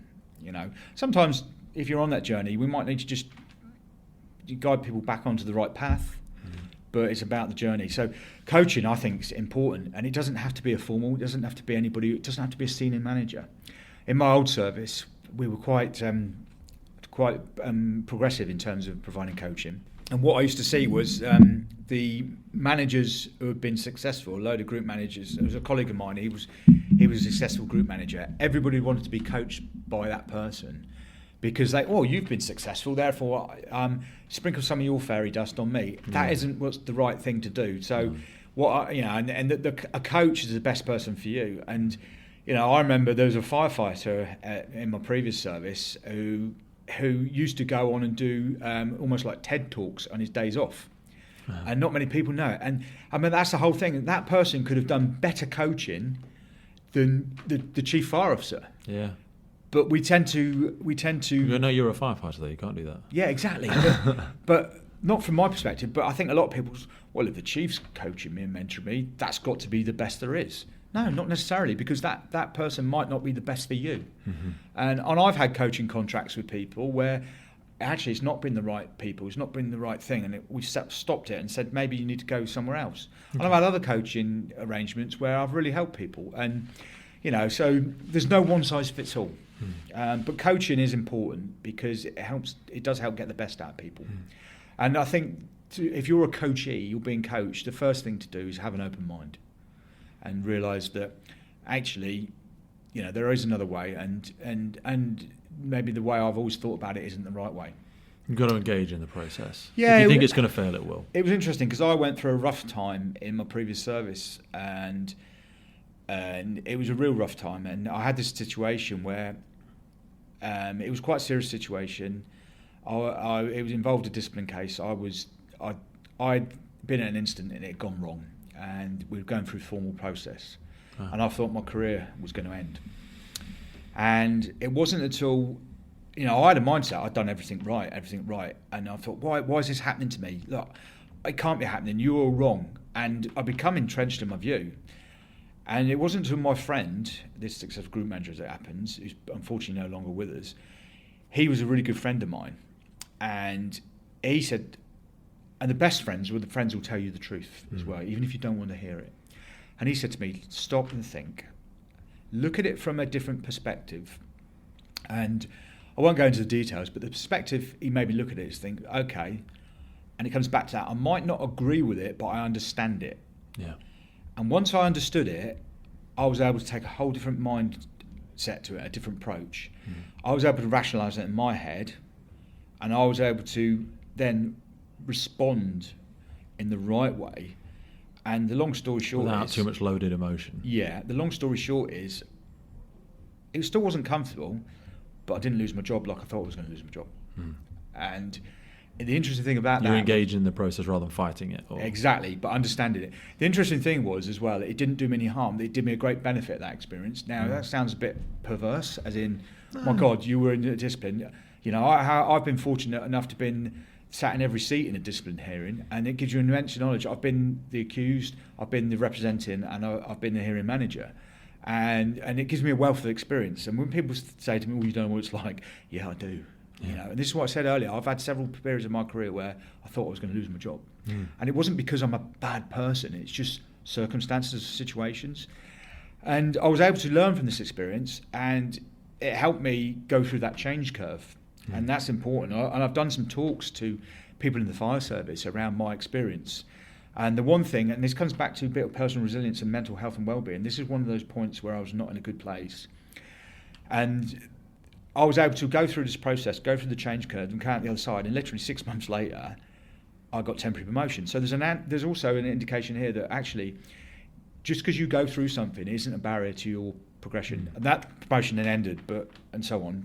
And it took me a long time after to get a substantive promotion for all sorts of reasons. But in terms of mental health and well-being, I remember, and the analogy I used to use is, you've seen those films, haven't you, where all of a sudden I was accused of negligence in my role.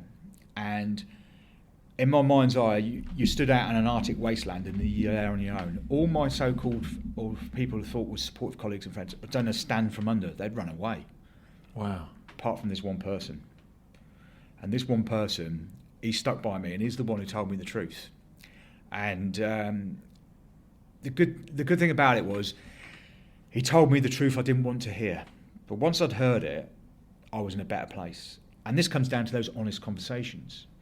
And my advice to anyone who's thinking about, okay, how do you become more resilient? How do you look after your mental health and well-being? What you need is a good support network. And what you need sometimes is people to tell you to be honest. Now, and that honesty may come from a position of discomfort. Often does. Yeah, and I pride myself on I am totally honest.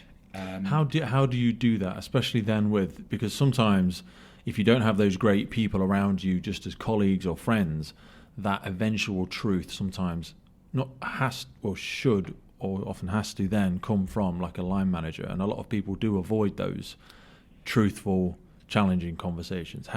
What advice do you give to people to try and do that? How do you navigate those conversations? I mean, the interesting thing is, I think a lot of people do it because of they don't want to be seen as a bad person. They don't want to upset people. They don't want to deliver that bad message. There's fear of repercussion or not being liked. And for me, the best way to deliver an uncomfortable message is to actually get your facts right first. Know exactly what the facts are right. And then you have to be very, very considered in how you approach it. Now, if you work with the people, you should know how they're going to respond to stuff and how they're going to react. And it's about making sure you choose the right words, but also making sure that person's supported. Now, if I had to deliver you an uncomfortable message to you, Pete, I would approach it from a position of honesty and saying, and I'll probably prefix it with, I need to talk to you about something. It may be uncomfortable, but just bear with me, and do checks and balances and check back and making sure they understand what the message is delivering. Now, having been a recipient, depends on your level of emotionality and how you react to things. You're going to go through that fight or flight, fight or freeze situation. Some people will come out fighting and get angry. Some people will freeze and it'll be shocked, and some people just want to run away. But that shouldn't stop us delivering those difficult messages. And it's actually about that honesty and integrity. And I think this comes from a bit of maturity as well. And it's easy to say maturity, but how do you get there? Well, the only way you get there is by doing it. And the maturity for me was people had that honest conversation, and I was able to step back and think about, okay, what does this look and feel like? So I think for both the deliverer of the message and the recipient, there's a trick I've learnt through doing NLP, neuro-linguistic programming, was the third person. Imagine yourself now looking on at the conversation. You and I are sat here at a table, so what I would do is, in my mind's eye, put myself over there on the other side of the room, or looking through the window from outside, and I'll be looking at the body language we've got, be looking about, listening to my tone, my tempo, the how I articulate myself, how my voice comes across, and all these little nuances. They can help, but ultimately it comes back to you've got to have those uncomfortable conversations because it's the right thing to do. And they're only uncomfortable, I think, because of people are fearful of the reaction. Yeah. And it's interesting, isn't it? Because even going back to that experience I had crews making comments and quips about it, and I remember thinking, but you don't know.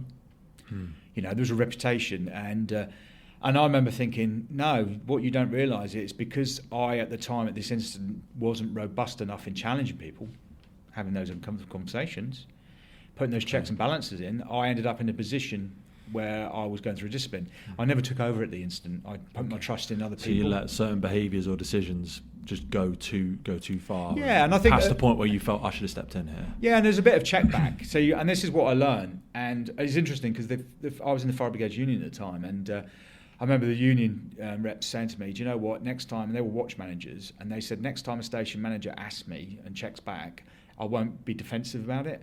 Because I've been to incidents where I've said to People are, right, I'm coming home to take over. What are you doing? And what are you doing that for? Right, okay, can you carry on and check back? And they look at you almost going like, well, I know how to do my job. No, this isn't about not saying you know how to do your job. Out of it. Yeah. This is about, take the ego out of this. This is about making sure actually I'm sure that you're doing your job right. I'm on your team. Because there are consequences if it goes wrong. Yes. And let's make sure that we deal with those consequences before they become a problem. I'm here to support you. I'm here to potentially, not definitely, but add a greater wealth of knowledge. Maybe I know something you don't know.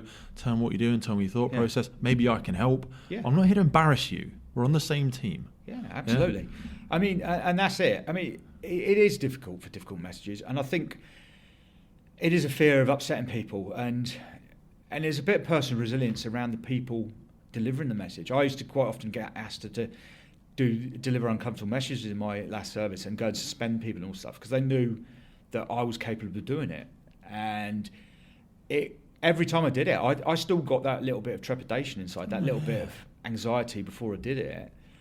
But then I used some of the skills and techniques I learned, and you can't go and tell people untruths. In other words, you can't promise them things when you're giving an uncomfortable message because you feel that's what they want to hear. Yeah.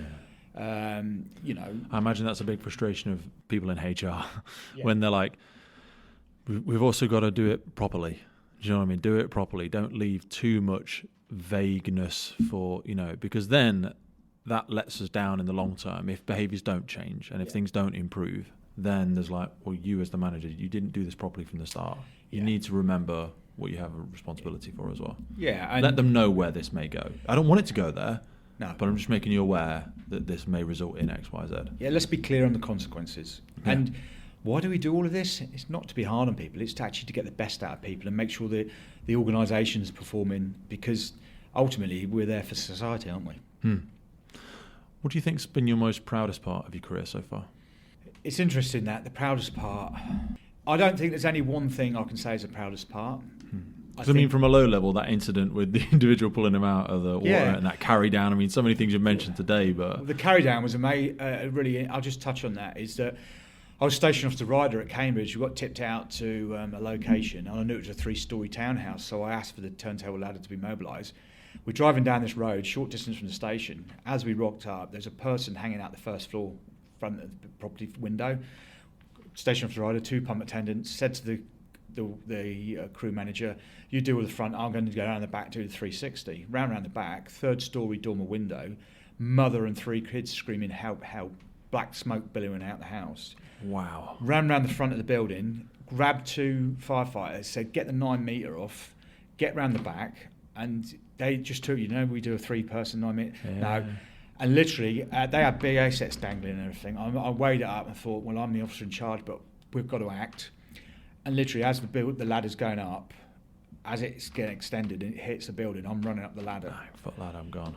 And I guarantee you, I'm not over-egging this. I'm not glorifying. This is how it happened. And the ladder, it was on a dormer window, and there was a gap between the bottom of the window, and you got the slope of the roof. Yeah. And I couldn't reach. And I said to the mother, slide me the baby. And I thought the baby was 6 months old. Turns out it was 6 weeks old. And she slid this baby, and I reached out and grabbed it. And interesting enough, I grabbed it, and I remember coming down the ladder. I ran around the front. The ambulance was pulling up. The ambulance driver saw me with the baby. He skidded to a stop, handed the baby over. We went around the back because we have to carry on. This was happening like bang, bang, bang. Yeah. As I'd done that, another one of the crew had gone up because one of the children had got out on the roof and was about to drop off the edge. He'd grabbed that. I'd ripped all the muscles in my back, and I was in agony.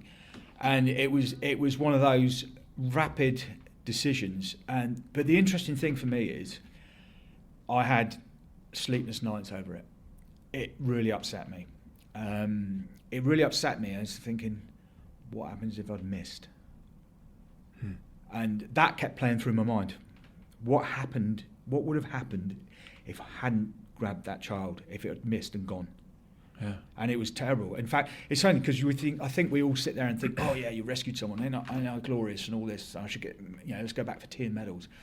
It was traumatic. It caused me a lot of angst and a lot of anguish in my mind. What had happened if I got it wrong? I didn't, but it was so close to getting it wrong. But it was really interesting. And then I think the disappointing thing for the watch was the watch took great pride in it. So there was 2 of us on the watch that night who did a live countdown, which do not happen really in the fire service. No. And I think the disappointment for us, it wasn't recognised. Nobody actually come up and said, do you know what, you've done your job and you've done it well from the senior managers, which is, for me, something I've learned. So when I realised crews had done something, let's go and say thank you. And yes, you're just doing your job, but still, it's nice. Doesn't matter. Yeah, it does matter. Yeah. So it was good. I mean, and that goes back. So that was one of the highlights of my career. But from what I said, it was also disappointing. But in terms of what was the highlight of my career is, do you know what? When I look back, I've had a really wide and varied career because I was a dim officer. I went to the hijacking of the Sri Lankan airliner by the Tamil Tigers at Stansted Airport. Didn't actually do stuff and was on standby. But you go to incidents like that, and I've been to a lot of police incidents in support of the police and stuff like that. And I was organising the Olympic Torture Day, the blue light convoy for myself and Essex. I did a lot of the organising. I mean, Essex officers did it, but we had the DIM vehicle, so it's a joint approach. And I even touched on Suffolk and Norfolk because they didn't have it. I did the arranging for that and followed the Olympic Torture Day around most of East Anglia. Never actually saw it, which was bizarre. But there was some stuff like that, and it was brilliant. And that's the networks. What I mean, though. I think people don't realise how much they can get from a career in fire. They would never think you could do something like that. And the stuff I've done with International Search and Rescue, and just so many different places and ways and directions that you can do. And I don't think we articulate that very well. It's hard. We don't communicate it very well. That's why we're not marketing ourselves very well sometimes. Well, the fire service doesn't have as much diversification in terms of strands of job as other sectors like police or the military. Yeah. But there's still some good stuff. It is what you make of it. Yeah, as well. And I was fortunate enough to be seconded into Cambridgeshire Police for a period as well. Wow. That was an amazing experience. That's where I met the person who's now the Deputy Chief Constable of the Ministry of Defence. Yeah. And she was an amazing leader. But interesting dynamics when you understand their culture and understand how others operate. At the same time, I was also doing a role within Peterborough City Council as a senior manager, station manager, but they classed me as a senior manager. Really bizarre set of circumstances. All of a sudden, I've been dropped into this environment where I don't know actually what they do, and I've got no real authority. I had authority by proxy, but I was still employed as a station manager, just doing this role. But you couldn't go and give somebody an order. You had to motivate people through leadership skills, and I learned an awful lot. I learned how to bring people with me. I learned that actually sometimes having humility and listening to other people can be a powerful tool. So for me, in terms of what's the best in my career, all of it, and I've talked to some highs and lows. I've had periods where I lost my job. I was told I'd never be a firefighter. And I look back on that and think, well, do you know what? I've proved you wrong. And it's not about getting back at people. It's just but that can be a poureful motivator. Yeah, but it's detached. I mean, one of the worst things you can say to me is you can't do it. Yeah. Because okay. Although as I'm getting older and more mature, sometimes I think, some things in life. Somebody said, "Is the juice worth the squeeze?" Yeah. Sometimes you don't just try and do some it things. I think wrong. I don't need to prove. It's not like I'm in that phase now when people talk about physical things and they're like, "Yeah, you probably are stronger than me. It's fine. Yeah, I don't need to prove anything. I'm okay." But it's interesting, isn't it? It's that old analogy. The older you get, the wiser you get, and to a certain degree, there is a lot of learning there. So for me, I've had highs and lows. I lost my job. I thought I was going to lose my job through sickness and health. Remember what I said about being afraid to tell the service I got my condition? I went through a discipline, thought I was going to lose my job. And so I've had some lows and I've had some highs as well, and I've had some great highs in the service about, and I've been recognised as performing well. I've got, respect from other organisations and, but the biggest high I get, to be honest, is when somebody comes and says thank you. I was pleased the other day, I gave a delivery just before our HMIC inspection to our middle managers. And I went in there and I delivered a bit of a motivational talk. And it was interesting because I thought to myself, how did that go? I had more than 4 people seek me out afterwards and go, do you know, that was brilliant. And do you know what? That made me feel so good. And I didn't do it for that. I did it because I wanted our staff to feel good. Yeah. But the fact is they sought me out and said, do you know what? That's just what we needed. 100%. what's better than that? Letting your staff thrive, and the people in this organisation. And to my mind, it's great that we can, have I made a difference? I think I have, and that's what's good for me. Am I replaceable? Yeah, of course I am. It's like everyone in fire service. It's like that, putting your hand in the bucket. We're just custodians. Yeah.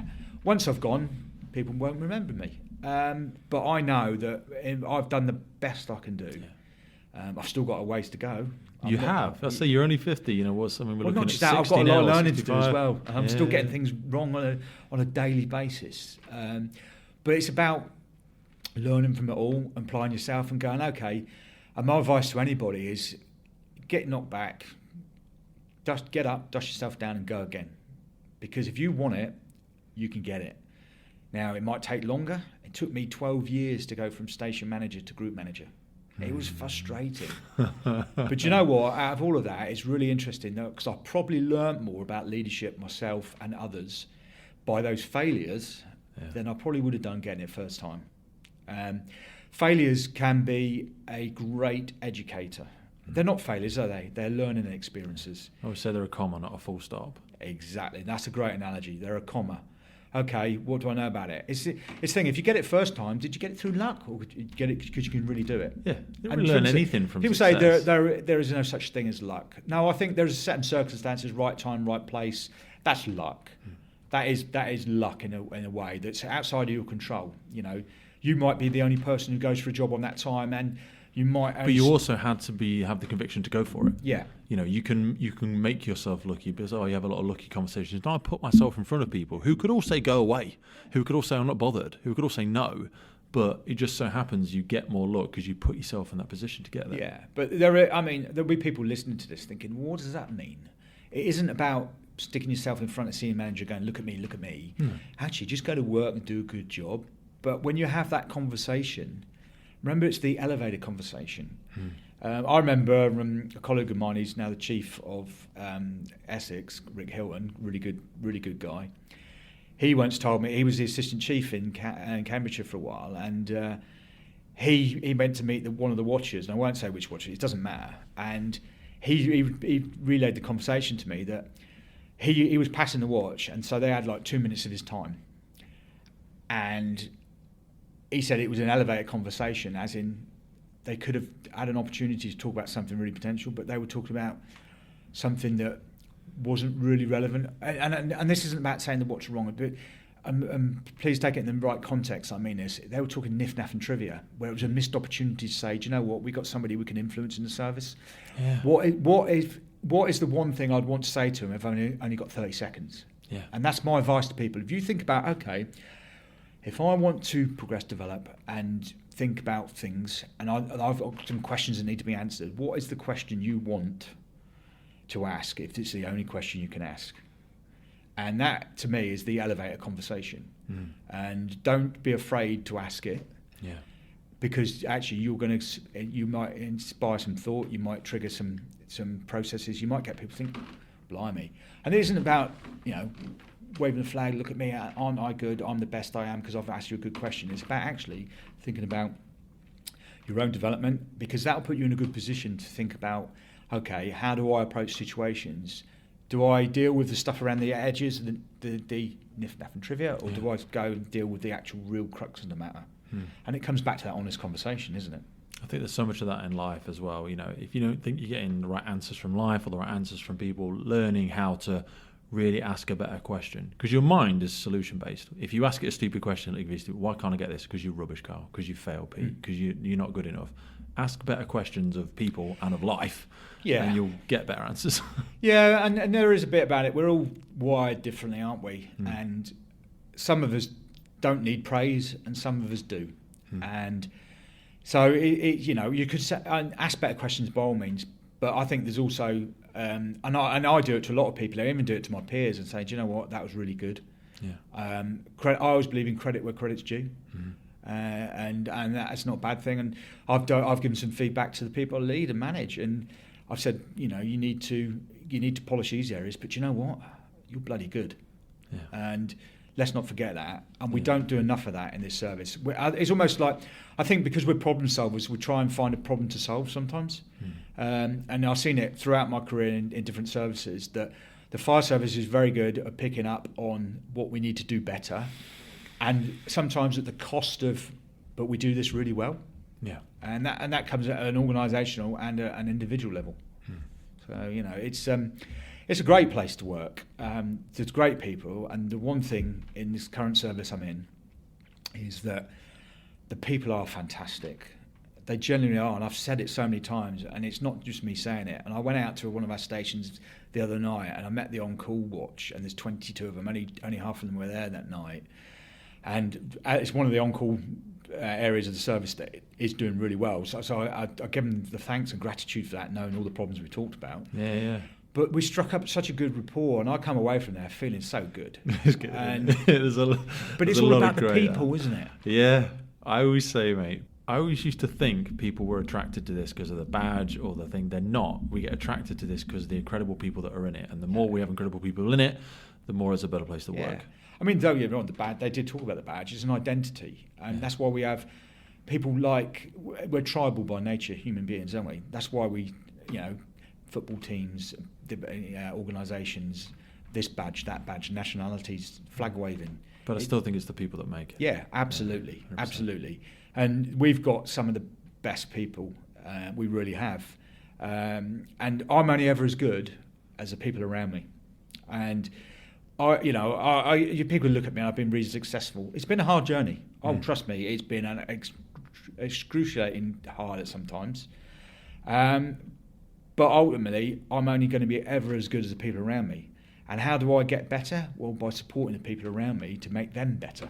Yeah. And that's at every level. And I know it's a cliche that, my door's always open, but I will listen to anyone and talk to anyone. And I think it's only the right we do that. Because actually, like I said earlier on in this discussion, that some of the best ideas come from anywhere. And, I'm really proud to make a difference. And my wife always finds it odd that when I'm out and people they don't know what I do, I just say I work for the fire service. I don't tell them what my position is. I just say I work for the fire service. And the reason I say that is because it's not about position. It's not about authority. It's not about, I could sit there and go, I'm the assistant chief. I know I'm temporary post. But it's not about that. It's about the fire service. And if people want to probe me and go, what's your role? I'll tell them, I do this or do that. And it's interesting. But I say I work for the fire service because actually it's not about any one level of rank or hierarchy. It's about us as a collective. I think I'm going to steal that. I think I'm going to use that. Karl, in terms of acknowledgement, thank you so much for being so generous with your time today. I really appreciate it. I love that we've gone in 1,000 directions there, and I know people are going to take value from it. Thank you for your time. No, thank you. It's been a fantastic experience. I've enjoyed every minute of it. The Firefighters Podcast is a global podcast seeking to develop, inspire and motivate the world of the emergency services operators. Through a series of wide-ranging conversations celebrating those within our sector, we seek to encourage and support this incredible group of people. It's brought to you by myself, operational firefighter Pete Wakefield, and I speak with individuals from all walks of life who I sincerely believe can add value to or develop those who have chosen this life path. Please support your emergency services wherever you are in the world, and thank you for listening.